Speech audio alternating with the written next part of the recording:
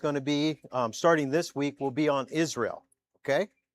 Hopefully, it's the kind of topic that most of you would be interested in. I know I am interested in studying about Israel. I have been doing a lot of research over the last several days and couple of weeks. And so we're going to start today. It's just going to be somewhat of an introduction, okay? And then we'll get into more detail. And I'm going to try to work on not a PowerPoint, because I have Apple. I do presentation, but no, a Google slide most likely, just to have like the maps, and then eventually the different kingdoms, how Israel started, things like that, some timelines, because sometimes visuals help, and I needed to start blending that into the lesson, because just looking at a piece of paper sometimes doesn't always work, because some people learn different ways. And so since we are studying, we are learning, and learning means that we want to apply all the tools we can to help us to be better students of God's word, to understand it, to apply it to our lives, and to make a difference in the world in which we live in, as well as for the world we live in, but also for our families. So that is my prayer, and that is my goal. And in fact, I wanted to read this. This came from Noah Webster. It says, "Education is useless without the Bible. The Bible was America's basic textbook in all fields, not some fields, talking science and everything else." And this is Noah Webster, okay? God's word contains the Bible, talking about the Bible, has furnished all necessary rules to direct our conduct. And this is from Noah Webster's, and obviously he was around for a while, and he took wisdom in understanding God's word. And again, I refer that to you as a good book. If you do not own or do not have access, which you can go online, to Webster's 1828 dictionary, you can just go in and type on your computer on Google Chrome, any of the other search engines, and put 1828. Sometimes you don't even have to write dictionary. And when you see a word in the Bible and you want to help with understanding that closer to when the Bible was made, it'll help you with understanding the words that you read, because sometimes it's not in our vocabulary, because there's nothing wrong with the Bible. The Bible is perfect just the way it is. It's obviously always something to do with us, okay? Our understanding, our terminologies, our application of words, and putting them in the proper context and things like that. So I always look at it that way, and it helps me to stay solid, because I can tell you, you will lose your balance whenever you start correcting God's word, or when you start correcting even your own thinking without using God to do that correcting. Because somebody else can tell you one thing and another person can tell you another thing, and there you go. And speaking of that, that is why we're going to be studying Israel, because there's a lot of people who think about Israel, and they think they know about Israel. But when you're watching, let's say you're watching modern TV right now, the news, you understand the Democrats just decided, the majority of the Democrats, mostly the socialists and the progressives and the far left Democrats, have said that they do not want America to help Israel anymore. Okay. Now, Democrats have went far from where they used to be, because I don't know if you knew this, but President Truman, okay, President Truman was the first state official of all the sovereign nations of the world to recognize Israel as a nation state. And in fact, I got a picture of what he wrote. This was from the White House, and he wrote this right here. May 14th, 1948. This government, meaning America, has been informed that the Jewish state has been proclaimed in Palestine. And that's just a region. That's not a people. That's not a country. They did not exist. It's just a land area. That Palestinian stuff is a joke. It's not for real. Follow your history. There's no such thing as Palestinians. Those were nomadic people who never had a nation. Okay? When you watch the news, they say Palestinians are a country and they need to have their rights. And that is totally a farce. Okay? And I'm not trying to be mean. I'm just being real. They did not have a nation. They never had a nation. The only reason why they try to get them recognized is because all the Muslim countries together decided that they should not allow Israel to just have their country. So they put a bunch of people that none of the rest of the Muslims wanted, the poorest people they can get, and said, let's call them Palestine and a country. It was just a land area. Okay. So this is what the president said. He says, has proclaimed Palestine, and recognition has been requested by the government thereon. And it says provisional government. He actually hand wrote some notes over the top of some of the words. And then the last thing he said is the United States recognize the provisional government established as the de facto authority of the state. He put a line over it, State of Israel. And that was May 14th, 1948, is when Harry S. Truman recognized Israel as a sovereign nation. Okay. And believe it or not, the Palestine or Palestinians have never been recognized as a nation, not by the United States. Okay. So they have no rights to the land that God gave the children of Israel. Okay. Now let's go ahead and turn to Deuteronomy. And that was just a little bit of me going to the right. Let's go to Deuteronomy chapter 32 and verse 8. And we will probably start at verse 1. Now, you're getting passed out the lesson. If you want us to fill in the blank for the lesson, we're probably not going to fill out anything today because this is just introduction. Okay, this is just introduction. I'm going to be going over a few facts because I want to tickle your interest in studying about Israel in a more systematic way. And actually, it's a good way to get the Bible in more of a chronological order in your mind, is to follow the children of Israel basically from Jacob, who became Israel, to the 12 tribes, the Exodus from Egypt, and all those kind of things will help you with studying through much of your understanding of civilization from the viewpoint of Israel, which is the best viewpoint to have when it comes to that, when it comes to history. Okay. But like I said, we'll go over a few things. Let's go to verse 1 first. Okay. Verse 1. Give ear, O ye heavens, and I will speak, and hear, O earth, the word of my mouth. And this is just, of course, Deuteronomy is the second time the law is given. The do in the Deuteronomy means twice.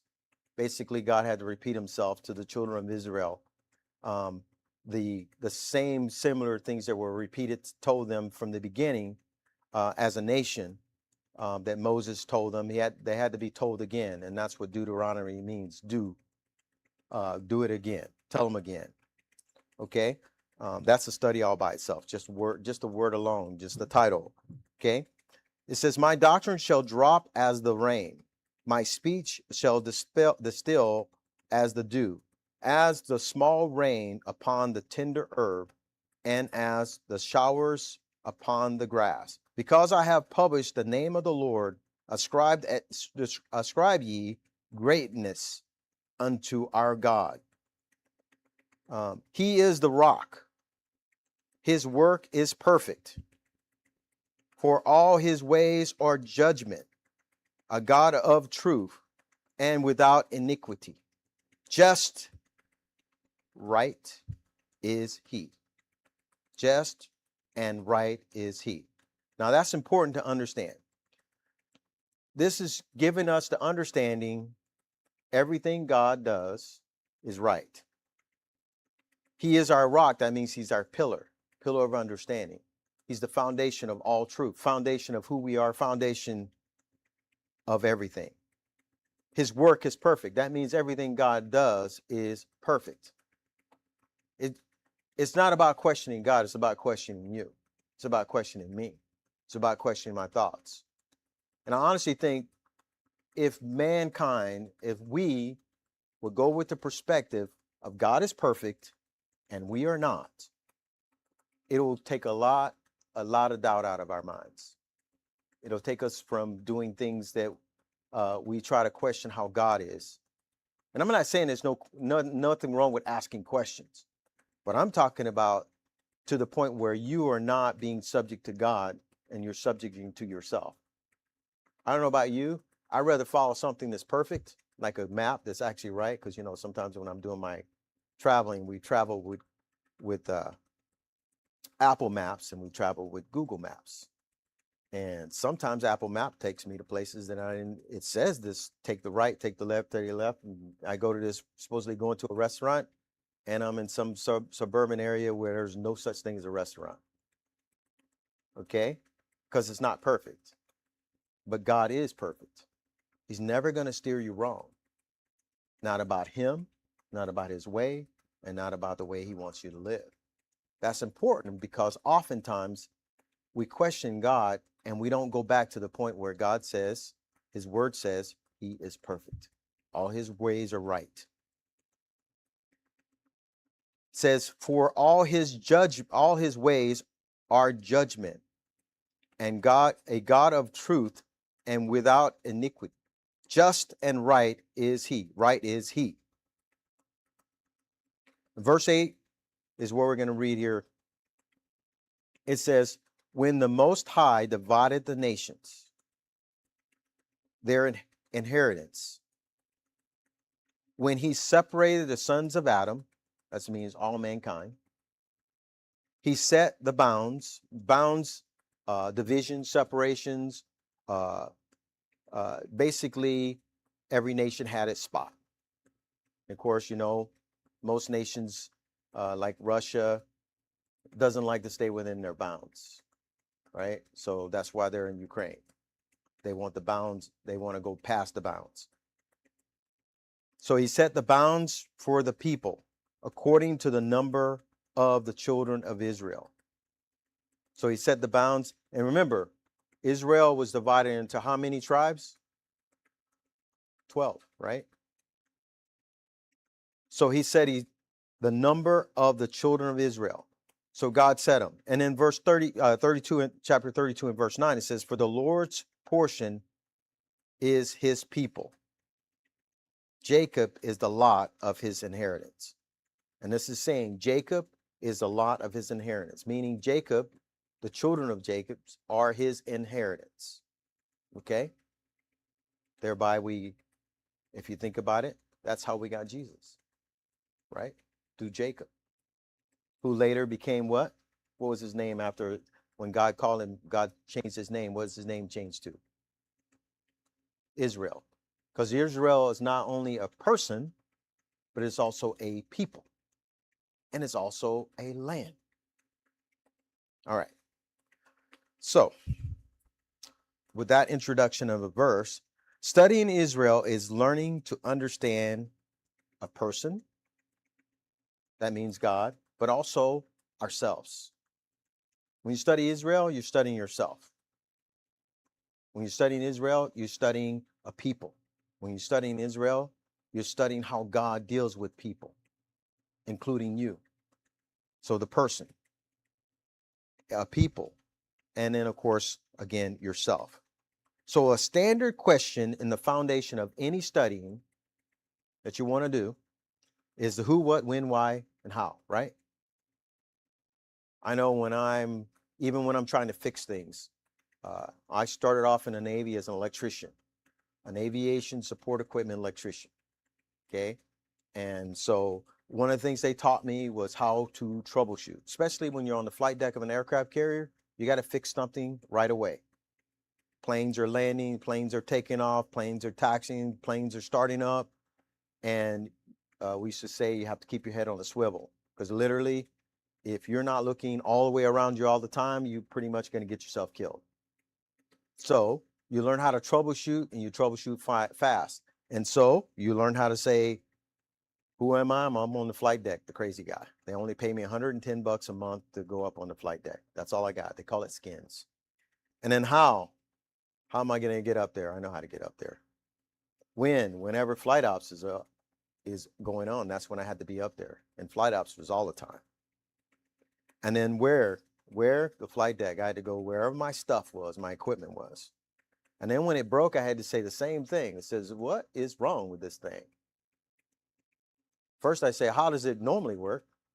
And then figure out, now that I know how I've learned how it's supposed to work, then I look and find out what is not doing something when I wanted to do something.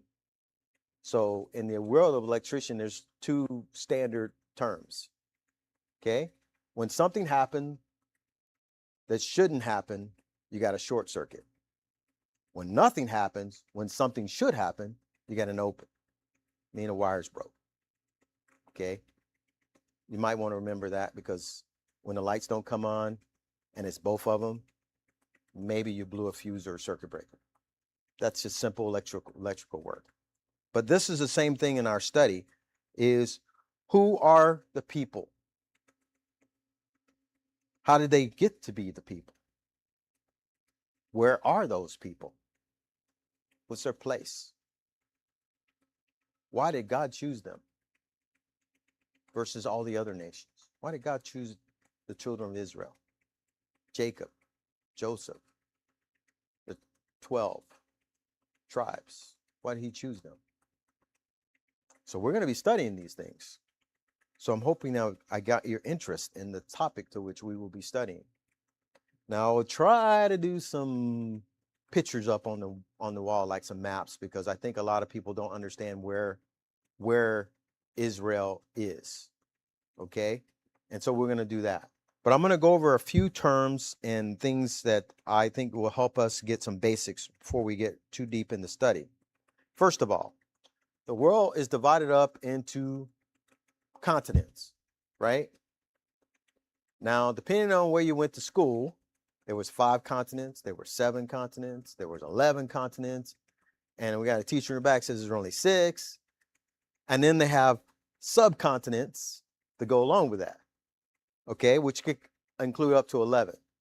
For instance, North America, Caribbean, Central America, South America, Europe, Africa, the Middle East, Asia, Oceania, which would be Australia, Arctic, and Antarctica. That's one way. Now, that was what I got out of the World Atlas online. Because, just like everything else, like global warming that changed to global climate change, that changes back to whatever, that's the same thing they do with this continent thing, okay? So when I grew up, it was 6. Then there were 7. Now there's 11. Now I got enough fingers for that. Okay, so I feel for your kids. But the Middle East is considered one of them, which is actually very small. And literally it's in the middle, okay? Europe is above them, okay? To the right, well, to the left would be Africa, down south, right? And then, of course, the Americas way over here, which would be considered North America and South America, okay? Or Central America, South America, all that stuff, okay? But Israel is actually right in the middle, literally in the world. It's in the middle of the world. It's a small piece of the world and a population of less than 10 million. There's probably, and based on what I was listening to, because they used to have the CIA, believe it or not, I used to love it. You go to CIA's website and they will give you statistical information on any country in the world. Well, I went on there yesterday and guess what? The CIA no longer does that. It's no longer accessible. That used to be mine. When I was in college, I would go to the CIA website and I'd get all the kind of the demographics and everything else. Because obviously we spy on every country, right? Hey, but they made it available to even people like me, but not anymore. So the CIA doesn't do it anymore. And I was very sad about it. But I had to find some other references on this. But the Middle East is considered to be the cradle of civilization. Okay? The cradle of civilization. What that means is that's where everything started. That's where the most artifacts are found concerning civilization and organized living of a population of people. Is found in the Middle East. Okay? Now, believe it or not, the Middle East is next to Africa. It is not necessarily in Africa. Okay, because it's right in the middle where Africa's here, the Middle East is here, and then you got Europe above there and all that stuff right there. So it's just a small spot. Okay. In fact, Turkey is actually between, uh, considered the Middle East, but Turkey is actually between Europe and Europe and all the Middle East. Turkey is considered in the middle, and I'll read you something about them in a minute. So don't think they're our friends, even though they say they're our friends. Okay, so Israel has a population of less than 10 million. Turkey has 73 million. Iran has 71 million, and this is pretty old information. This is from 2009. I have some newer information, but basically, the 10 largest countries in the Middle East, Israel is number 10. They're literally at the bottom. So not only are they completely surrounded by hostiles, they're the smallest population of people within that entire Middle East. I don't know if you knew that. They're totally surrounded by their enemies. We got it good. If we have an enemy, it'll be Canada. No, just kidding. And we don't have to worry too much. I even did American statistics. We're twice as many people as Mexico. Okay, Mexico only has 102 million people. We're way bigger than Mexico. Canada, they're all frozen, so we don't have to worry about it. No, just kidding. But they're our friends because they come down here every year. All right. So the entire Middle East has $4.5 trillion in gross domestic product, meaning they're pretty rich. That's where all the oil comes from, right? A lot of oil comes from there. Their standard per capita income is only $16,000 a year. And then obviously, you know, they got a lot of languages. Now let's compare that to America just real quick. Let's see. America, we have by ourselves a gross domestic product of $21.37 trillion. Our per capita income, that means the average income of a person in America, is $65,000 a year. I'm not that guy, but I'm just saying it's $65,000 a year. Average American, you took every American, divided it by the total number, we're supposed to be somewhere around $65,000 a year, whereas in the entire Middle East is 14. Pretty interesting, right? Now, this is what I thought was really fun to look at. Now, let's see. In America, there's 59 people per square. Per 59 square miles, there's one person in America. That's how big we are. So in America, you literally, if you moved out 59 miles from here and another person, there would be enough room for all of us to be 59 miles away from each other. Yes, America's big, really big. Texas is enough. All right. I just thought that was interesting. But in the Middle East, there is 429 people per 1,111 miles. So there's 429 people in the Middle East. They're pretty crowded. The whole world's crowded. America is really the only place that's not crowded. And if you want to really have fun, if you go on, and I don't recommend this all the time, go to YouTube and pull up the World Cup visitors comments on America. It's the funniest thing in the world. They think we are like magic.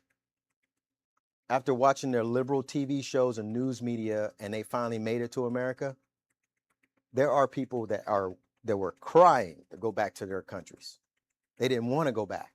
They wanted to stay in America. And a lot of them went to Texas, and they just fell in love with Texas. The barbecue, everything. Okay? I'm just trying to put things in perspective. When people tell me, oh, I want to go live somewhere else, I go like, you have never been anywhere else then, because I've been some places, and I tell you what, watching women in Saudi Arabia with black covers all over them, and it's 110 degrees outside, and they're totally fully covered up and walking with water on their head and stuff like that. Here we got plumbing, and nobody's making you wear a burqa. Just my thoughts. Okay. All right. So I gave you a little bit of statistical information. Now I'm going to give you some religious kind of like information. Okay. The Middle East, the second largest denomination for the Middle East is Muslim. Well, I'll put it as the largest denomination in the Middle East is Muslim, but it's not just Muslim, because Muslim is just not one thing. Okay. Now, these are the people that are surrounding Israel. Okay.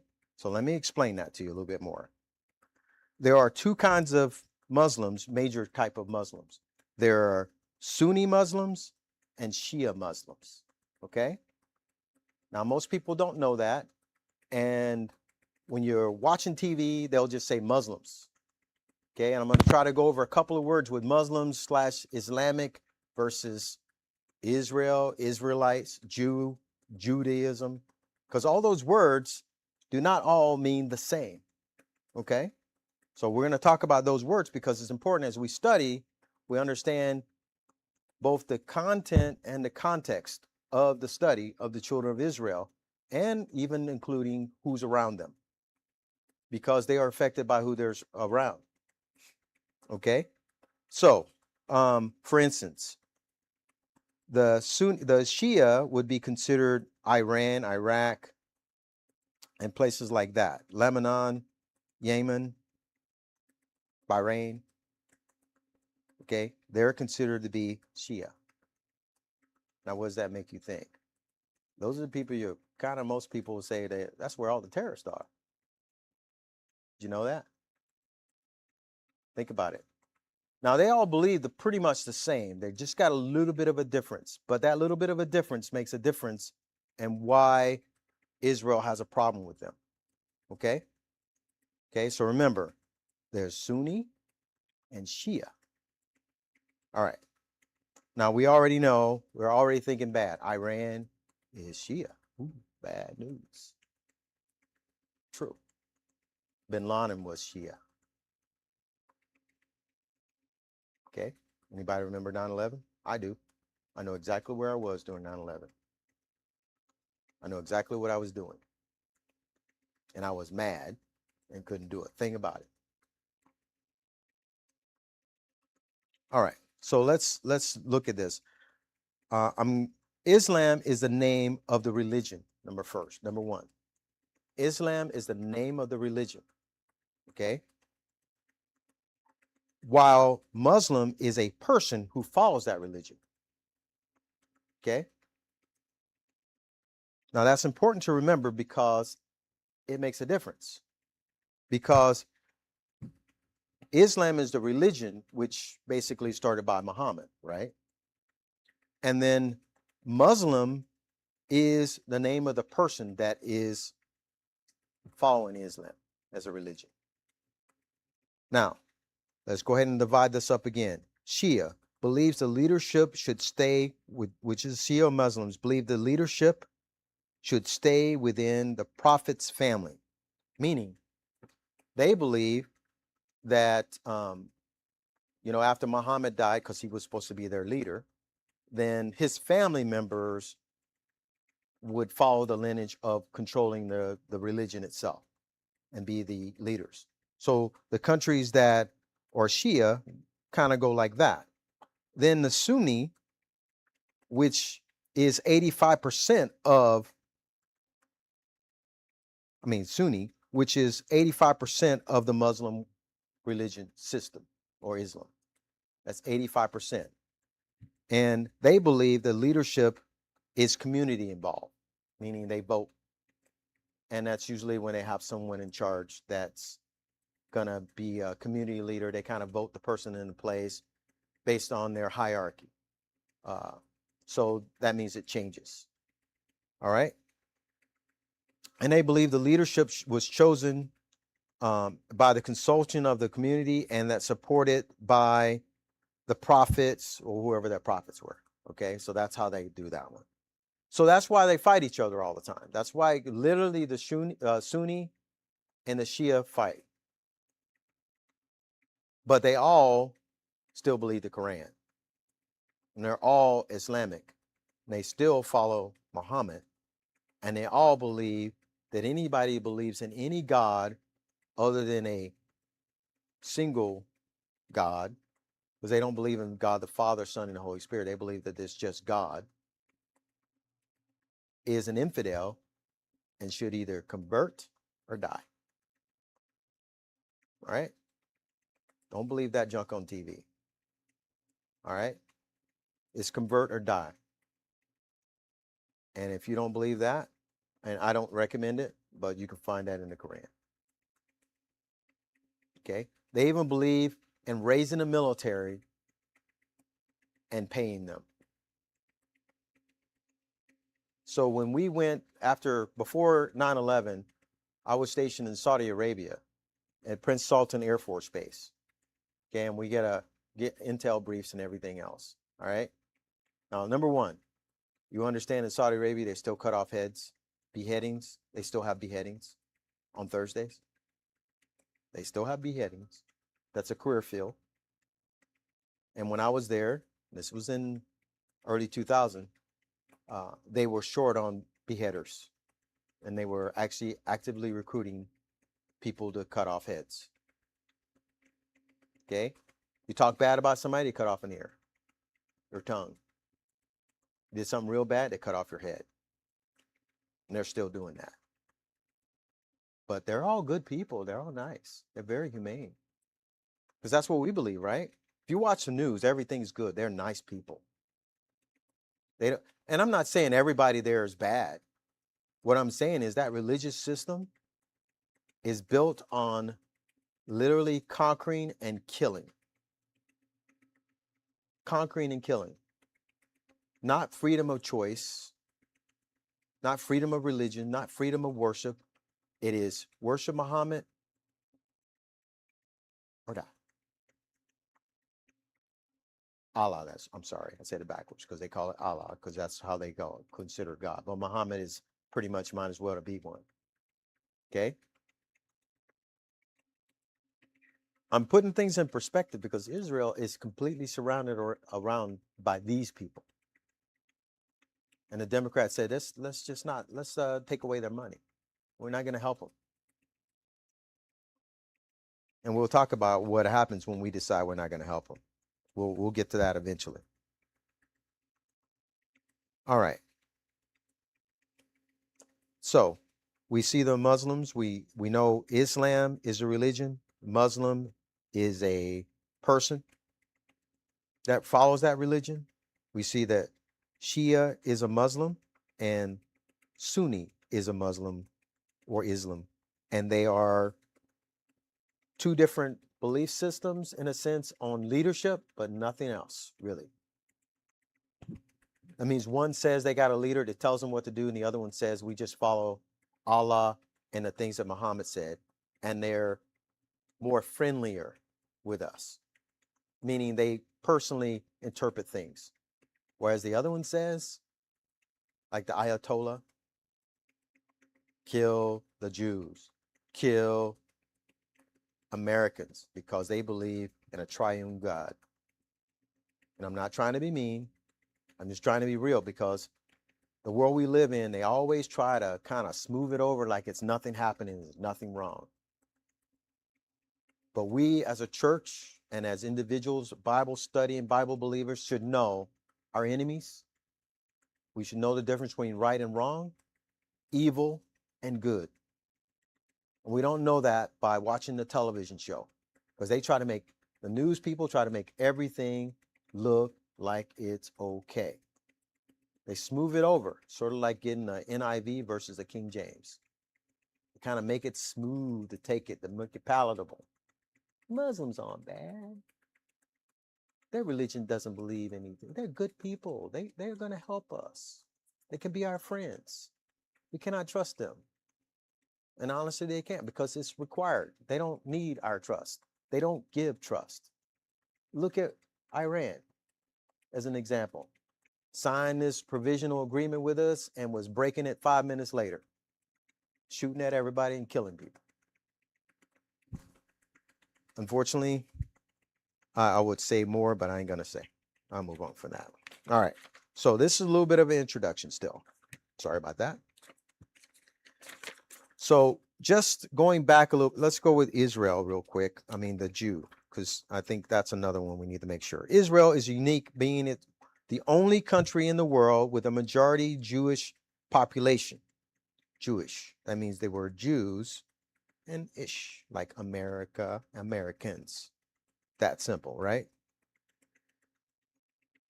Okay. Roughly 75% of their population adheres to Judaism, with about 17 adhering to Islam. And among the Israel's Jewish population, roughly 66% are secular. That's like literally being a Christian and being carnal. Okay? I guess that would be an easy way to look at it. So basically 66% of the 75% population of Judaism, or Jews that are Judaism, religious of the Jewish religion, are secular Jews. 26% are Orthodox Jews. They got the hat on and all that kind of stuff, and the little beard thingy. Mostly people think about, when they stereotype, they'll talk about the guys who sell the diamonds and stuff, walking in New York City with a black thing and the hat and the white shirt and the black tie. And then 3.2% are conservative, and 3.9 are reformed. Reform meaning, just like we have charismatics, they have charismatics. They call them reforms. That means they got women rabbis and stuff like that. Yes, they have the same problems we have. You know, they literally have the charismatic version of Christianity, believe it or not. The liberal version of Christianity. Jewish pertains to members of the Jewish people defined by separate ancestries, histories, or history or culture in the Jewish religion. Most Jews live outside Israel. In the global population, most Jews live outside of Israel. Remember, less than 10 million live in Israel. Now imagine that now. You got 10 million people surrounded by the third largest population of the world, or fourth largest, sorry, surrounded by pretty much all Muslims. You're the smallest one, completely surrounded. Demographics. Not all Jews are Israelites. Millions live elsewhere. So to be an Israelite, according to modern terminology, you actually have to live in Israel. Okay? This is what Israel decided.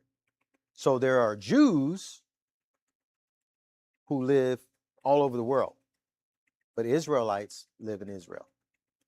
Okay? So when you're talking to somebody, let's say you get a chance to witness to a Jew, you can ask them, you want to really have some good conversation to get started, to open some doors. You say, oh, you're an Israelite? And they'll tell you, or not. Roughly 75% of the Jewish population, then again, are Jewish, and 25% in Israel. 25% consists of Arabic citizens or Palestinians. So 25%. So we're talking about Israel itself, 10 million people, less than 10 million people. Out of the 10 million people, 25% of them are Palestinian. Makes the population even smaller. So when somebody says pray for Israel, you really need to pray for Israel. You really need to pray for them. Because we're not surrounded by our enemies. They might be trading partner enemies or something like that. or economic enemies. These people are more than that. All right. So we are pretty much done for now, but I just want to give you a little bit of an introduction. If you get a chance to, Truman, when he signed in 1948 to make Israel or to recognize Israel, because he didn't make anything, he recognized. Did you realize that he's a Democrat, right? You guys know he's a Democrat, right? Did you know the Democratic Party and all his people were against it? So you understand, since 1948 and on, Democrats have been against Israel secretly in comparison. You know that. They never wanted Israel to become a nation. But Truman decided he was going to still do it after being given advice saying no, do not recognize them as a country. Sad. All right, let's go ahead and pray. Lord, we thank you so much for all that you do. I pray that you'd help each one of us as we've done the introduction, to help each one of us to maybe get ahead and study a little bit on Israel and the Jewish people, Judaism, and the fact that there's a nation that you blessed. And as we are a blessing to them, we are blessed as well. And we thank you for that. And I pray that you'd help each one of us to pray for Israel, that they would have victory over their enemies, because their enemies are our enemies.